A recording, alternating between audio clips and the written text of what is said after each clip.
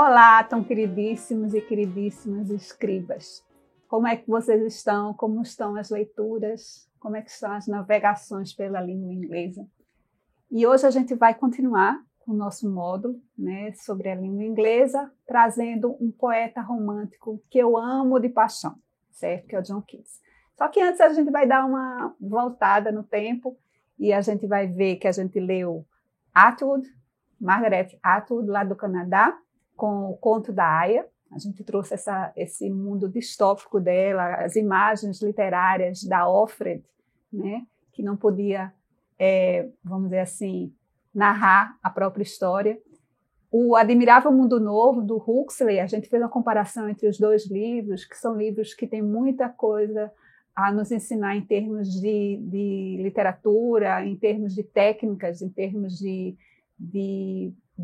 conceitos mesmo que a gente pode extrair dos próprios romances. Vimos a Poesia Selvagem, de Emily Dickinson, essa é a poetisa maravilhosa americana, e que a gente ainda vai trazer ela hoje um pouquinho no nosso último encontro da língua inglesa, certo? Nossa última aula da língua inglesa. Mas antes, quem não se inscreveu, corra lá, se inscreva no nosso canal, certo? Baixe lá material de apoio no nosso site, visite nossas redes sociais, no Instagram, no Facebook, tem bastante coisa legal lá para compartilhar com vocês. E a gente abre agora o nosso encontro com o poeta romântico inglês John Keats, que é um poeta que, como eu disse para vocês, eu amo de paixão.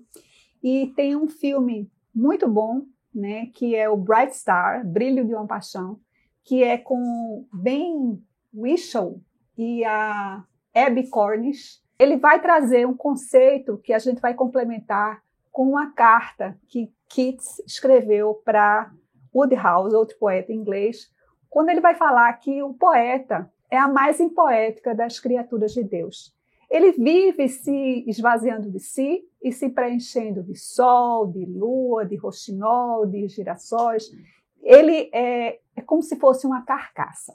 O conceito de carcaça a gente encontra mais forte no filme, certo? No Bright Star, quando o John Keats ele está ensinando para a noiva dele, a Fanny Brown, que é a Abbie Cornish, ele está ensinando poesia, dando aula de poesia para ela, e ele vai falar exatamente desse esvaziamento de si com preenchimento de poesia, como se fosse uma carcaça, essa técnica que Keats nos passa. E aí a gente traz um trecho desse poema maravilhoso, que é Endymion, em que ele vai falar da beleza.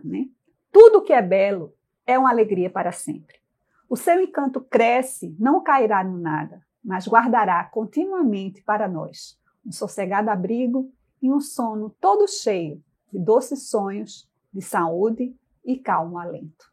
Então a gente vai ver essa irmandade que existe entre esses dois poetas, Dickinson e Emily Dickinson e John Keats, poetas da língua inglesa, mas que estavam com um oceano de distância entre eles.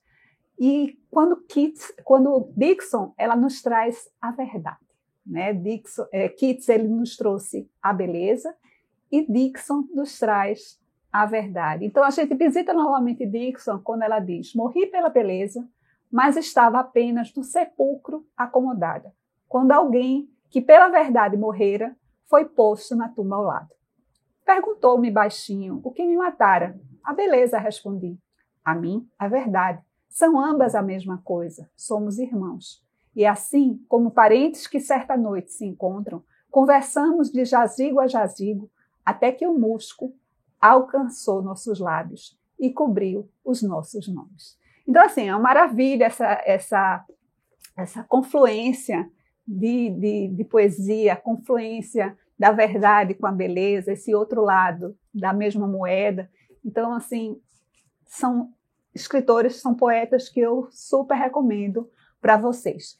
E aí alguns filmes que vão falar sobre o processo de criação, sobre a escrita criativa, sobre a língua inglesa, de uma maneira geral, que eu começo com Mary Shelley, que é um filme de 2018, e que conta essa história dessa jovem que aos 18 anos escreveu essa obra maravilhosa que é Frankenstein. Ela revolucionou a escrita, né, da língua inglesa com essa obra maravilhosa. É um filme que vale super a pena assistir. Vocês têm lá o link no material de apoio, né, para dar uma olhadinha no trailer e assistir o filme mesmo.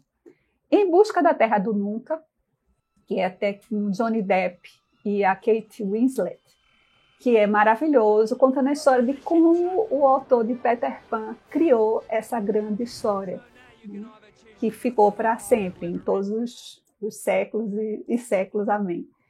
E Capote é um outro filme muito interessante, é um filme de 2005, que narra a história de como Truman Capote, esse escritor americano, ele escreveu o primeiro livro de não ficção, o primeiro romance de não ficção, que é o A Sangue Frio. E é a gente que narra essa história desse assassinato que aconteceu nos Estados Unidos e que a gente não sabe até que ponto Capote era a sangue frio ou eram os assassinos que eram sangue frio. Ele conseguiu se aproximar desses dois assassinos e conseguir escrever esse romance assim, de uma maneira tão fria, né? E um outro filme muito interessante que narra a história de Wilde, Oscar Wilde, que eu amo de paixão também, é outra paixão que eu tenho, e que foi um grande poeta, dramaturgo, esteta, ensaísta. E esse filme ele vai falar um pouquinho sobre a trajetória dele, sobre as obras, né, que ele construiu. Por último, nós temos Nosso Segredo, é um filme de 2013, que narra a história de Charles Dickens, né, esse escritor Charles Dickens, em inglês, com a sua amante.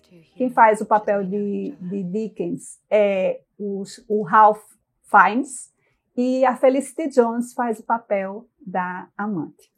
E, para terminar, a gente traz o exercício de desbloqueio dos nossos encontros, que nada mais é do que, vamos dizer assim, uma tentativa da gente quebrar um pouquinho essa história. Ah, mas eu não consigo escrever, mas eu estou sem inspiração. Esqueça, essa história de inspiração, assim, tem inspiração, sim. Eu sou da praia que acredita na inspiração, mas eu também acredito na técnica ou estudo e no ofício, que é o trabalho diário. Então, a gente está aqui para tentar desbloquear também a nossa escrita. Então, para os 5 primeiros, né, ou primeiras, que mandarem um e-mail para esse e-mail que está aqui na tela, eu vou dar um retorno dos textos, tá certo? Então, combinado assim. E o que são esses exercícios de desbloqueio? Justamente, às vezes a gente se sente, vamos dizer, paralisado para escrever, e eu gosto muito de uma frase que Humberto Eco fala lá no Pós-Escrito ao Nome da Rosa, quando ele diz que vamos dizer assim, os obstáculos, eles potencializam a criação. Vocês já pensaram assim, quando a gente só tem 5 minutos para fazer alguma coisa, como surgem ideias assim maravilhosas na hora? Justamente o exercício de desbloqueio, pela limitação do tempo, isso aí é uma coisa que vocês que vão ter que monitorar, exatamente ajuda a gente a criar coisas que de outra maneira a gente não criaria. Então, o nosso exercício de hoje é a partir da Filosofia da Composição, que é um texto de Edgar Allan Poe, né, esse escritor maravilhoso, contista, poeta americano.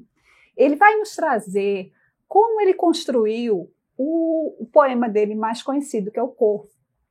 Então, ele se utilizando de, vamos dizer assim, qual foi a intenção dele, qual foi o efeito que ele queria atingir, né? Ele queria atingir ao maior número possível de pessoas. Então, qual seria o tema que ele iria tratar para poder atingir esse maior número de pessoas? Então, ele escreveu sobre a beleza. E qual a maior beleza para um poeta? É a morte da sua amada. Então, ele constrói um refrão lá no final do poema, que esse refrão ele está com a intensidade máxima, e ele vai diminuindo a intensidade até chegar no início do poema. Ou seja, ele escreve de trás para frente. E vai aumentando. Na leitura, a gente vai sentindo a intensidade aumentando até atingir o ápice lá na catarse. E a gente poder, vamos dizer, usufruir, né, dessa obra de arte maravilhosa. Então, a partir desses conceitos de Poe, em 15 minutos, que é uma maneira de, vamos dizer, de desbloquear, da gente criar a partir de situações mais difíceis, escrevam um conto, um poema, ou um texto, uma reflexão teórica mesmo, sobre a partir desses escritores que a gente viu aqui, desses conceitos que a gente trabalhou, desses conceitos de Edgar Allan Poe também. E próxima semana a gente já vai começar com outros escritores maravilhosos lá no além-mar, né, de Portugal. Então aguardem que a gente vai ver muita gente boa ainda pela frente. Tchau, tchau.